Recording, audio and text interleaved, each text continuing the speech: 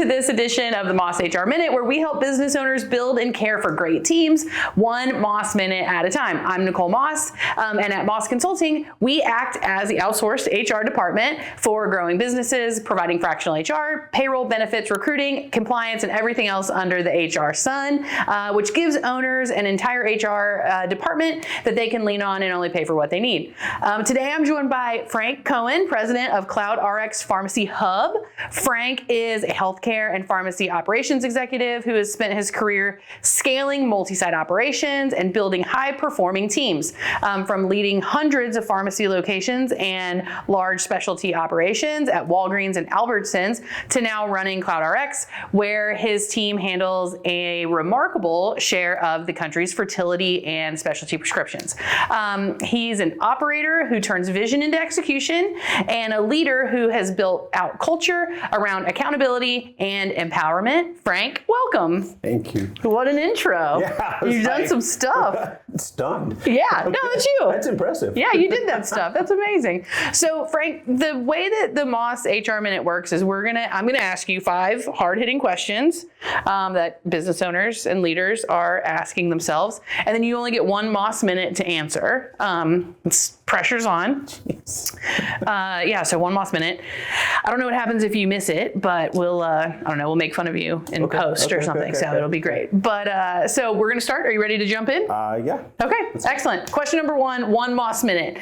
So you've scaled operations across hundreds of sites and thousands of people. When you're growing that fast, what do you think most leaders get wrong on the people side? I think I think a lot of folks treat the problem, treat the challenge as like a logistics issue. Mm-hmm. It's like it's something I have to solve for. It's let me get this taken care of.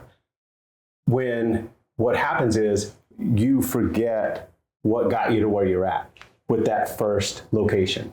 So you can't necessarily just take the org chart and cut and paste it. It's the people, it's the culture that you built at that first location that you have to transfer.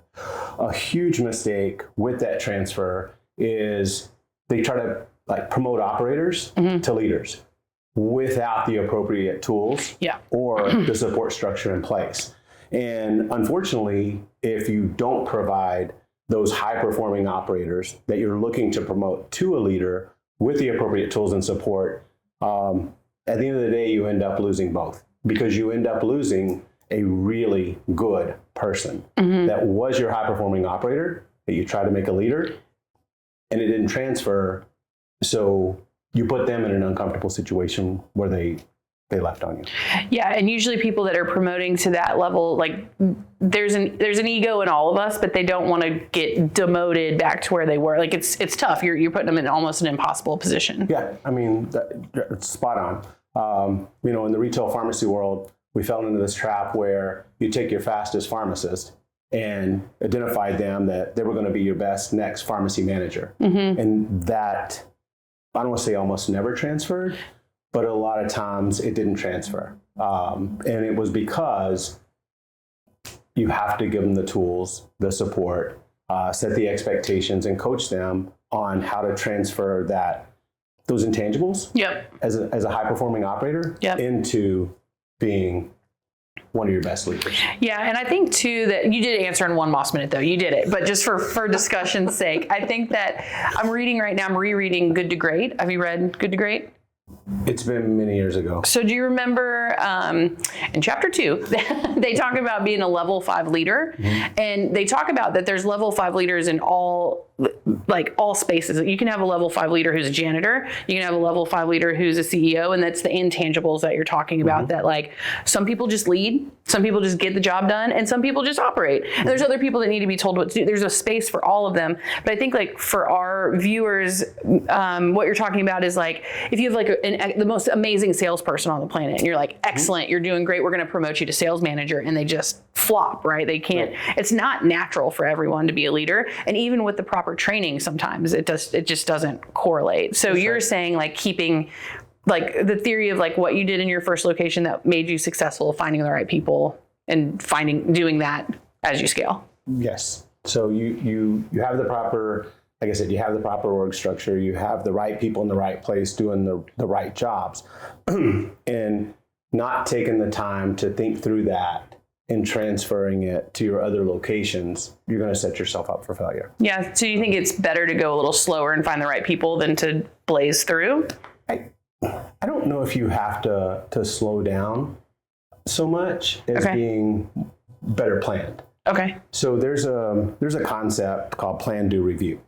And if you talk to people about, you say, hey, we've got this plan, do, review, and you only have 100% to divide between all three. Mm-hmm. And think of that as how much time you spend towards something. Okay. And you say, like, breaking out the percentages, what percentage of time would you put towards doing something? 40. Okay. Most people go higher on, this is how much time I present like doing something.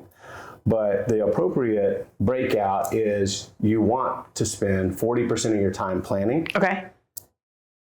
Only 20% of your time doing, if your planning is done correctly. Okay. Right? Which leaves you 40% of your time reviewing, was your plan effective? Did you accomplish what you needed to do in that 20% of time doing? Okay. And then reviewing, again, like using that review time to plan even better as you move forward. Okay. And so if you give yourself the grace or the time to plan more, you can go faster. I love that. I feel like that's a golden nugget you just gave people, Frank. That's awesome. Thank you. Moss minute question number 2. So you talk about building high performance cultures around accountability and empowerment. What does that actually look like in a day-to-day, and how do you keep it as you scale? I would say you have to provide clarity to your team. If it's fuzzy or it's not clear to them what your vision is, or what the vision of the organization is, or what you're trying to accomplish, what your true north is, it's really difficult. Like, you can hold them accountable, but it's going to be incredibly unfair to that person. And then again, they're going to know that, they're going to feel that, and you're going to lose talent. Yeah. Right? So you have to be very clear about what your true north is. So, for example, at CloudRx, we're a specialty pharmacy hub. We provide service. We provide services to providers, clinics, to the patients, and to the manufacturer that we work with. Mm-hmm. And so if you ask anyone there, it's like, what's the one thing, if you ask them what's the one thing that we sell, they'll say, oh, we sell service. Because that's all they've heard from myself is, guys, like, all we sell is service. If we can't get service right, then we might as well turn off the lights and shut the doors, because we have nothing else to sell. Yeah. Right. Our goal is to be the best that we can at selling service. And so providing that clarity to your team for them to clearly understand that is paramount. The other thing is empowering your managers or your leaders to move forward with that. Provide them also the grace to make mistakes. But once they truly feel empowered to carry your culture forward, what your true vision is, it's awesome. That's when you get, I'll tell you that, I feel like that's when you get a high performing team. Okay. Today at a meeting, we have a weekly meeting with the staff, my staff. And so I'm talking to my guys, like, I'm excited because I feel like we're becoming that high performing team. I love that. Because not only are they holding each other accountable, but they understand, where we're headed. And it gives them the freedom, the autonomy to feel comfortable holding the rest of the team accountable in the right manner to be able to move us forward. So. Yeah. Well, and that kind of builds culture, right? It's like a culture of accountability. Yeah. So for the leaders, maybe I'm talking about myself a little bit, but like for leaders who are like, I think I'm still learning to lead. It's hard, right? It's hard. And then you put a lot of time and effort into something, and there's only so much time in the day. And maybe someone thinks they're being incredibly clear, but you're having the same issues, and then the frustration leads in it. So what would you tell like a budding leader or anyone who's like struggling with patience in their team, and because it takes time, right? Mm-hmm. It takes time to stop your day and to be clear and to answer the questions, and it takes a lot of time. Like, what's your advice for doing that well without, you lose it sometimes. I mean, I do. Like, it's tough. It is tough. So this does come up. Yeah. Right? I mean, it comes up a lot. And I think what we see is when you don't take that time, who ends up doing it? Yeah. You do. Right? Yeah. You're like, it's just quicker for me to do it myself. Right. It's just faster for me to go have that conversation myself. It's just quicker for me to do that task. That's when you find yourself underwater as a leader. It's hard to see sometimes that taking the additional time to invest and to slow down and explain to your manager, to your leader, like to help them with a clarity and vision, to understand what it is you're truly wanting from them, it'll be so much more powerful for you and for them. I think the other thing is like having a conversation with one of their peers. Like if you're not getting through to them, like that's okay. You've taken the time to explain it to them. You've gone ahead and had lunch and explained it to them in a different way. And it is beginning to create frustration for yourself. Like take a different manner at it. Okay. And it's talking to one of their peers and like, hey, I want to see if you can help me out with something, right? And be open and share with them what the challenge has been with getting through, to the person you're trying to get through to. Yeah. And let them take a shot at it. Yeah. Well, you're empowering them too. That's right. It's very cool. I mean, your culture of your company is going to live and die through your managers and your leaders. Mm-hmm. If you have a manager that isn't bought in, doesn't understand doesn't understand the vision, isn't bought into the culture, they're not going to live that and breathe that, nor share that with their teams. Yep. And that your culture dies with that person per se and their actions. Yeah. If you have someone that is bought in to your vision and your culture, they're only going to continue to flourish, as well as your team, your company, and the culture itself. Love it. Excellent. You're killing it, Frank. Number 3, you have embedded automation and AI into operations. As that changes how teams work, how do you think about supporting and reskilling the people whose jobs are evolving? What I would share with you there is it's really a one-word answer. It's transparency. Yeah. If you build out RPA, if you look to build out AI automation, and you're not transparent with your staff of what they should be experiencing or why you're doing what you're doing, like it just creates I don't say a bad culture, but it just creates a mistrust, right? I honestly, I mean, look, we've all gone through training on the change curve and identifying a change champion that helps, get the larger group through the change, and, the first follower and the fast second follower. So we've all been through those trainings to help us understand how people get through change. Like with that experience, I don't think people necessarily fear change, especially in today's world, because change is a constant. Yeah. I think what people truly fear is uncertainty. Yeah. And as a leader, if the more transparent you are with them about what you're doing with automation and why you're looking to do it, and helping them understand how it impacts them, there's a little bit of hesitancy. Yeah, of course. It's a little bit. But it's not the pushback. It's not the exodus of talent that I think sometimes people worry about. So some of the automation that, in healthcare, there's a saying where you want people to practice at the top of their license. Okay. So, I mean, regardless of nursing, nurses, pharmacists, doctors, technicians, healthcare in general, like there's a push, and there has been for many years, to have people practice at the top of their license. What keeps them from practicing at the top of their license is a lot of administrative tasks. Okay. Can you fill out this registration form? Can I get your insurance card? Can I do this? Can I do that? And it's the administrative tasks that keep them from practicing what they went to school to do. Mm-hmm. So what we're using automation for a lot is to handle repetitive, or maybe this isn't the appropriate term, but non-value add tasks. Sure. And when you explain that to your employees, like, I'm going to take the repetitious non-value add tasks off your plate, and I'm going to, empower you to spend more time with the patient, spend more time with the customer, at first they're a little hesitant. Sure. And the reason they are is because some of them have never been allowed to do that in their entire career. Yeah. Because they've only known the repetitive tasks. Yep.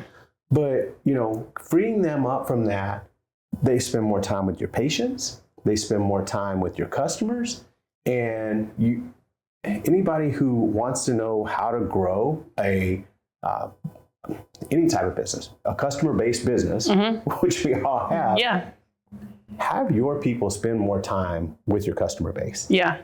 And then you have a different problem because you're growing so fast that how do you hire enough people to do that, right? Right. So it's transparency. I love it. No, that's great. I think that's perfect. And Moss is really leaning into that because AI, it's amazing, right? It's amazing what it can do. I mean, for as an example, like a sexual harassment case, right? Back in the day, and I mean, 3 years ago, you'd have to go and interview, anyone involved, right? 8, 10, 12 people. That's at least an hour and a half each. You have to take notes. You got to go back. You've got to write reports. Then you have to have an overall report. We can now take our fireflies, our AI note takers into those meetings. We dump that into AI, Claude or ChatGPT, whatever you're using. It makes a report in minutes, not what used to take. It could have taken 12, 15, 24, even weeks of time, hours and hours. And so what it does is it allows us to be more helpful to the person who's dealing with, a stressful situation, the business owners. So I can't agree more. It's just leaning into your client base. It's so important. It's the best. Thinking about our previous conversation, maybe you throw the previous conversations into AI. See what happens.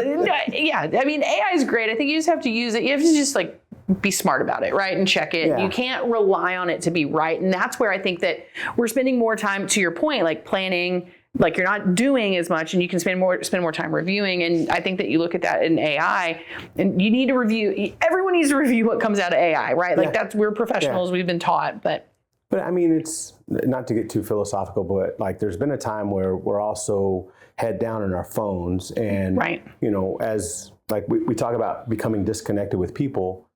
Maybe the thing is with AI taking away some of the repetitive tasks, some of the non-value add pieces, doing research and consolidation for you quicker, it's going to allow us to spend more time with people. Yeah. And that's what we're seeing it accomplish. Yeah. And it's been a huge value add. Yeah, it's beautiful. We're kind of getting back to people. Yeah. And I think if we all as a people keep that in the forefront, it's a really good thing. Yeah. It's an excellent thing. Yeah. Okay. Amazing. So question number 4, hiring quickly without lowering the bar is one of the hardest things in a growth stage company. How have you approached bringing in the right people quickly? Honestly, and this is, I think it's going to feel probably going to sound very basic. You have to put in the work up front. Mm-hmm. Talking about the plan to review. Yeah. You have to put in the plan. I mean, you have to put in the work up front to plan for your growth. Mm-hmm. Putting in the work to understand what your needs are, where you have opportunities for placement of leaders. I think looking at how much bandwidth someone has, and then identifying where do you need these span breaks within your organization. You have to put that work in from the beginning, because the person that got you to the first 10 people may or may not be the person that gets you to the next 100. Yeah. And being able to identify and work through those challenges before there's such an urgent need is so incredibly important. If you're in a moment where you're having to hire quickly, I don't want to say it's too late, but it's a much deeper hole to dig out of. Yeah. And I think it can be done, but it does take you putting in the work. It takes your staff putting in the work. It takes dedication. It's all hands on deck. And, I would tell you, and transparently, I'm not saying this as this is a non-paid interview, right? Yeah, non-paid. Right? Yeah, of course. But I think it's finding a really good recruiting partner who seeks to understand your processes, more importantly, your culture, what your non-negotiables are, Yep. and then what you can figure out to train to. Like for me and for us, through whatever time, experience, what have you, I cannot train attitude. Right. I cannot train tone. I can't train approach. I can train you a process. Sure. I can train you how to type a prescription. I can train you how to do a prior authorization. I can train those tasks, but I cannot train, how I can try to coach you on how to speak with the customer. I can try to coach you on what words to say when you're answering the phone. I can score you on that. I can audit you, but I can't change who you are. Yeah. And I can't train your attitude. Yeah. So that's a non-negotiable for us. And we're very clear on understanding that. But then, like having a partner, like I said, a good, strong recruiting partner, which, we started working with you guys here recently on. And it's people who, like finding that person who's going to seek to understand what your non-negotiables are, what your processes are, how your training program works, how do you onboard people. And when you have a partner that understands your recruiting process better than what you were doing it before and has as much passion to get you those good people in the first time, that's probably your lifesaver right there, which I would tell you, and we've been working together for like 4 weeks on this, and like it has been that. So that's amazing. No, thank you for saying that. We had Wesley here today, and you just missed her too, which was a bummer because she loves working with you, and we talked today about, what are kind of the things that what we look for. And her first thing was attitude. Like you can't change someone's attitude. They've got to be willing. They've got to be, and it's understanding the values. It's everything. And I agree, when you're growing so fast that you need people faster than you have them, it is hard. It's really hard because then it's like for us, it's a 90-day onboard because, we're dealing with some really sensitive stuff. We're dealing with clients that have been, legacy clients and clients that come from legacy clients, like that are important relationships. And, people are excellent, but you never know, we put people in a really tough spot. I think when we're interviewing, they can't say no. They're going to tell us exactly what we want to hear. They need a job, right? And we need people, 90 days down the road, you really know what you've got. But to your point, having a really good recruiter or someone like, Steve recruits for us and has found, I'm just so proud of our team. And the more time we get to spend with them, it's just like, these people align with us and our values and our morals and the way that we work. And it makes all the difference. And it's so cool because it's like, I don't mean this in any kind of disrespectful way, but when you get someone who doesn't fit, it's like everyone sniffs them out. It's like the team knows. It's like, this isn't one of us. Yeah. And you generate your own new set of problems because of that, because you're very close or, you're either very close or you've developed a high performing team. Yep. And when you put a piece that doesn't fit in there, it creates its own set of problems. I tell you, like the other thing that this is off this topic. No, you're good. But to get past the acceptance from the other team members, I've started, especially with, mid-level management and above, they're all involved in the interview. In the process. And they should be. They're all given the same or very similar questions with a grading rubric. And, we had to train them on how to use the grading rubric with their interviews. We had to not teach them how to interview, but ensure that they all had the same understanding of what we were looking to get from an interview. And like, it's a little more tedious for the candidate. Yeah. But man, the outcome is you have a set of leaders that have all stacked hands and aligned on, this is the person we want. These are the reasons we want that person. And as an owner, as a leader, you still have final say. Yeah. So if you're like, I'm going to go a different way, but you're also making that decision, I want to say, at your own risk. Right. And it goes back to, you have to empower and trust your people. And so that's what we've moved over to, is allowing the leadership team all to have a shot at interviewing a potential candidate. And then, man, it's worked well. So I'm not saying it's secret sauce or anything, but the proof has been it's worked pretty well. Yeah, no, people can tell. It's like an instinct. It's like, who's going to work with your group. And Steve when we're interviewing, Steve calls it a foxhole interview. And Presley, who you know, Steve's like, Presley's going to give you a foxhole interview because she needs to know that you've got her back. Like that these people are going to be able to cover her and support her team and support our clients. And like, I love that view and we know when it doesn't work or where, and even if it's just like, if it's a level of intensity or it's a level of like drive, like you can just tell. And I think that it's so important to empower your people to do that. So excellent. Love it. All right. We're killing it. All right, here we go. Number 5, if you could give one piece of advice to an owner who's about to scale their team for the first time, what would it be? You say just one. One piece of advice. The best one. Oh yeah. Top one, maybe top 3. If I'd say turn everything over to Wesley. Okay. Dang, Wesley's getting some shout outs. I love it. Man, one piece of advice on scaling your team for the first time. I think it's so important to understand. You have to clearly understand where you're headed. Mm-hmm. That's going to help you understand who you need to be successful. Yeah. It's so hard, I think, with small businesses, family-owned operations to not default to the nepotism card.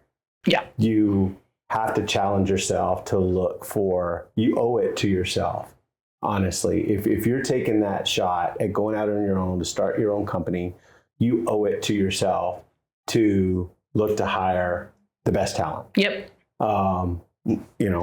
It's going to pay off. Mm-hmm. And then continue that cadence every time you see that you have an opportunity to grow, you hire the best person for the job.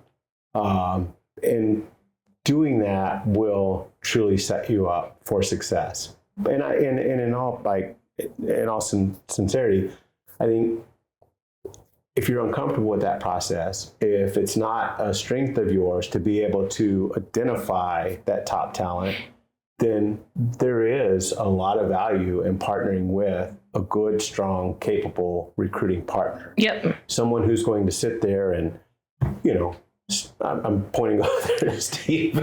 Off camera over here. But somebody who's going to spend not 1 to 3 hours, but 1 to 3 weeks with you, finding out what you want. Yeah. Going back to you to say, well, last week you said this, and holding you accountable because you've changed your mind this week, and who are you truly looking for that you want in this position to help what you're building here be successful. Yeah. So, no, I think that's great. And I think too that a lot of entrepreneurs, especially family businesses, or you're good at something, so you take a stab and you go become an entrepreneur, imposter syndrome is very real. And I think too, when we started hiring our team, I could not be more proud of our team. I'm humbled. Last week, time is so funny more. It was just last week, I cried on a Friday thinking about the work that I did, that I watched my team do. We had a very complex situation in San Antonio that there were 5 of us that were there. We all traveled to San Antonio. It was lots of languages, lots of very intense moments for 2 straight days. And I was thinking about, I was writing to the team, on our team's chat, and I literally got teary-eyed and was just so proud and so motivated. And I think back to when we made our first stretch at a hire. It was down in Houston, and we had Steve found these 2 incredible HR managers that work for us today. Hesha and Ashley are just, and I remember thinking Steve's a hell of a salesman. He did it for a very long time. He's an excellent recruiter. But I remember sitting across the table from these 2 candidates and being why do they want to work for us? We're just this little shop out of Austin. These people are going to quit jobs to work with us, and it was scary because I think that you have to take, it's such a responsibility that people are relying on us to make good decisions, to financially, they have children, it's a big deal. And I think too, that if you don't have that confidence, if my partner and husband, Steve, if he didn't have the confidence and the sales ability to sell us, and it was all true, it's just, it was amazing. It was amazing. It happened so fast, and these people wanted to work. It was just so humbling and amazing. And we're now, there's 25 of us now. and you're just, it's amazing. It's like, you can't believe it, you know?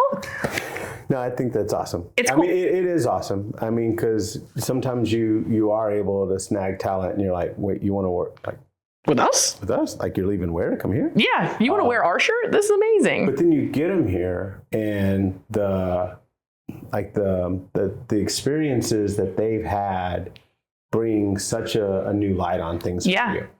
And then when your team assimilates around them, like, man, it's really cool to watch. And it's even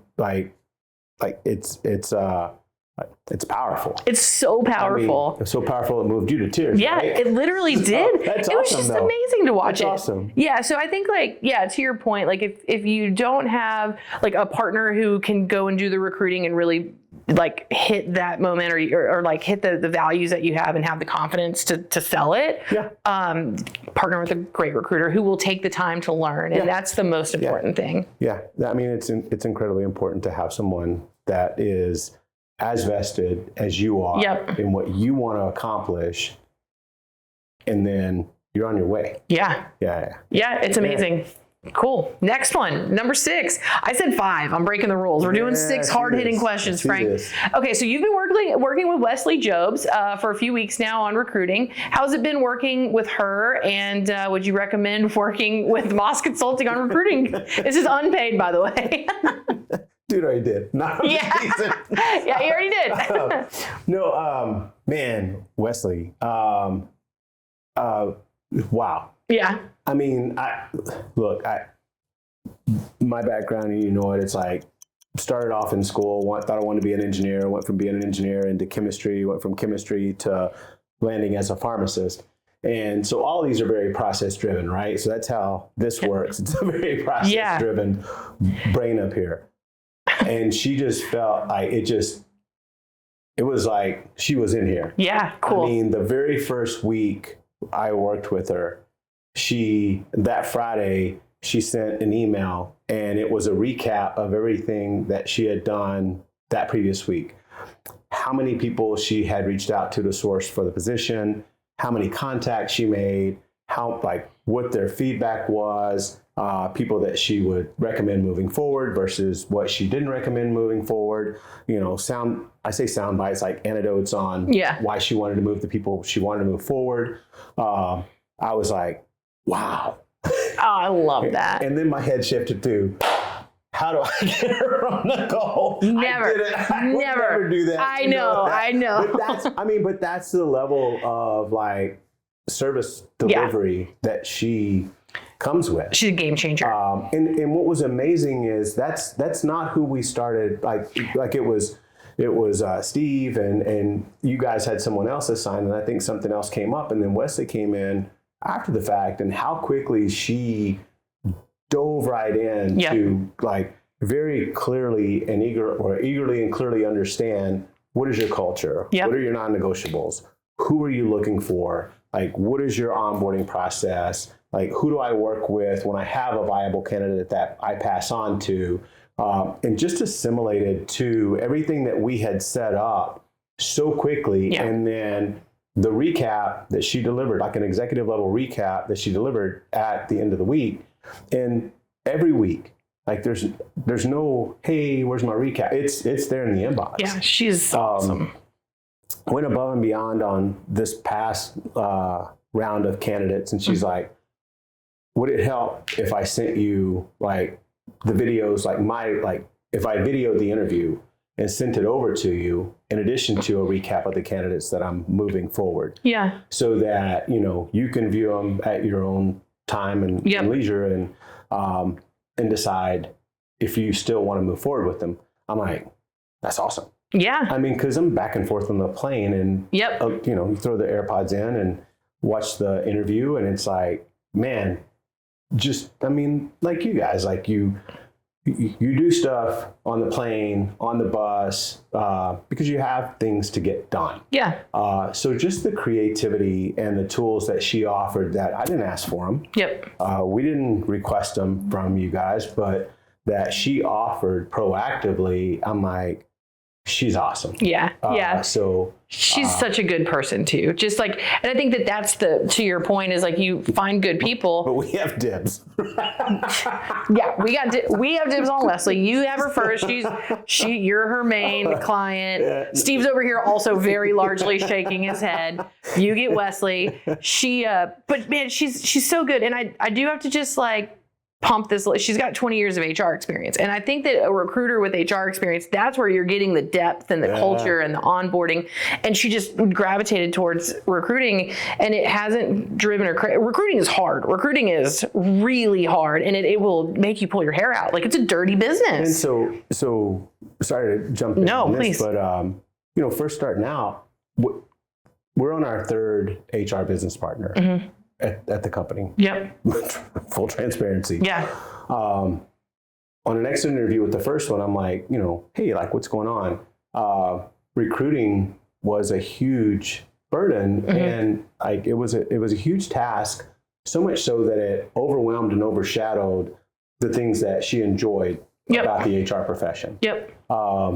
Very quickly happened with the second one. Yeah. And so knowing these things with the third one, I'm like, is recruiting getting to you? And it's like, yes.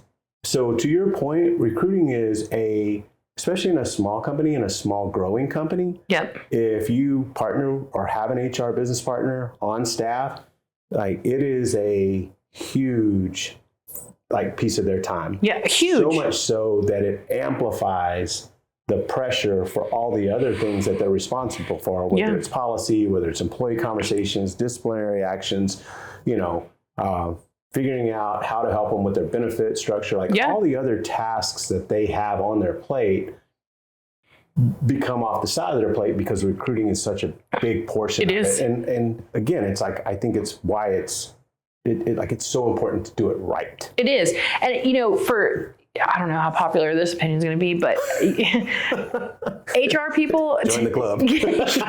There's I think that the type of person who's going to be excellent at recruiting is not going to be the type of person that's going to be excellent at knocking down all those tasks. Those are two very different skill sets. It's in the same world, but it's just not. And so I think that, Wesley coming onto our team, and Wesley has come up with incredibly creative solutions in the past. And I think for you guys and for she's working on some tough stuff right now, and she just does it with an ease, and her nature is to do it and to be helpful. And I think, again, it goes back to finding the right people. She genuinely cares about people and their experience and knows that a job could change their lives. And I think, again, shout out to Wesley. She's flipping amazing. Yeah. So Frank, before we wrap up, I'd love to give you a chance to tell our listeners more, who does CloudRx serve best? When is the right time for someone to reach out to you guys? How do they get in touch? Yeah, so appreciate that. So CloudRx is a specialty hub pharmacy. Okay. In the state of Texas, we're classified as a non-dispensing Class G pharmacy. Okay. So we are licensed and regulated by the Texas State Board of Pharmacy. Okay. With all that being said, what we do is we remove the barriers for patient access. So we help patients and clinics and providers remove the insurance barriers. Mm-hmm. So the medication authorizations, the medical authorizations, the procedural authorizations, we handle all those tasks so that a patient can receive their therapy. Love it. So the benefit to the patient is their doctor sends their prescription over to us. We type in, clean the prescription, do benefits investigation. If medication authorization is required, we work with the clinic to do that work for them. Okay. So then the patient, and then once the medication's approved, we transfer it to the patient's dispensing pharmacy of choice so that they can pick up the medications. Very cool. So, and I think that's the patient benefit. There's a benefit for manufacturers on the flip side of that, right? So for their product to make it to the patient, into the patient's hands, to provide therapy, to help the patient be better, we provide that service for the manufacturers as well. Oh, so both sides. So it's on both sides of the business, if you will. Awesome. So for a manufacturer, it's like we're helping them with patient access, and for the patient, the clinic, and the provider, we're helping them access the medication that's going to help increase that patient's quality of life. As far as reaching out to us, you can reach out to us at any time on cloudrx.com. Okay. We have a contact us, and we'll get back with you as soon, like within business hours. Oh, okay, within the same day. Yeah. So if you reach out to us 9 to 5, Monday through Friday, we'll get back to you. If not, then the very next day, or you can just ping me on LinkedIn. So. Okay, awesome. Well, thank you so much, Frank, for hanging out. Awesome. Thank you so much. And to our listeners, if you are a business owner and any of this hits home, I'd love to chat with you. Go to our website, schedule a consultation with me. We'll talk about your team, what's working, what's keeping you up at night, and how Moss Consulting can support you and your people. And that's what it takes to get started with us. So thank you for spending this Moss Minute with us, and we will see you next time.